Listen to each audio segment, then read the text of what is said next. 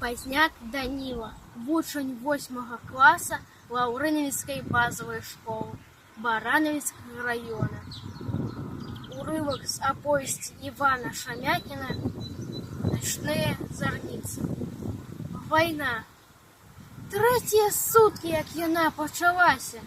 Ударыла, як гром з яснага неба, аглушыла, і я ніяк не магу апомніць.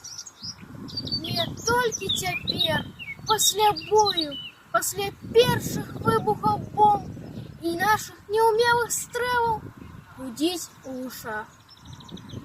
Не, гэты звон і гул у галаве з'явіўся адразу ж, калі я першы на батарэі пачуў пра вайну. І страх, мне сорамна прызнацца ў гэтым, страх запаланіў душу з першых хвілін. Увесь час думаў пра смерць. Няўжо гэта канец? У 21 год. Дзіўна рэч. Ці даўно быў той час, калі я любіў чытаць пра вайну. І як усе мае равеснікі, марыў пра ваенны подзвіг. Мне здавалася, я адразу зраблю такое, што праславіць маё імя і выратуе чалавецтва. Цяпер я думаю, якое шчасце жыць на зямлі у міры, цішыні. О, каб дажыць да гэтага дня. Кандрат Крапіва. Байка Фрыцавы трофеі.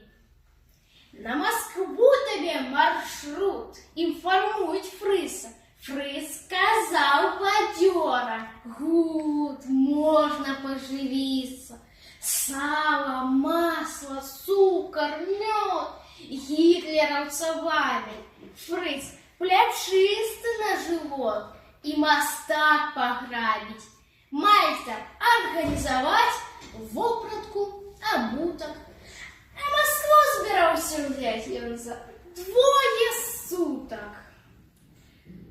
Роўнай стужкаю бяжыць да Москвы дарога. Па абочынах ляжыць мёртвых фрыцаў многа. Шар порожняй галавы Фрыц схіляе ніжэй. Недалёка да Москвы, а да смерці бліжэй. Фрыц штодзень чакаў бяды і хаваўся ў шэлі, а фашысцкія рады больш і больш храдзелі. Чалавек мо 25 засталося з роты. Фрыц, аднак, паспеў прыдбаць ярмавыя боты. Фрыц зрабіў усё, што мог. І сягоння рана сіла здёр ён боты з ног. На сяле Іван. Ціха крадзецца Іван да фашыста ката. У адной руцэ нага, у другой граната. Захапіў паветравы ўсмах, гром і бліскавіца. І застыў на момант жах у вачах у Фрыца.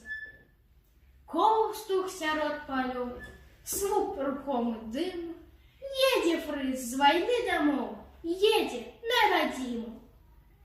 Ён зрабіў усё, што мог. Боты тут з сабою. Не хапае толькі ног, ногі пад Москвою. Дякую.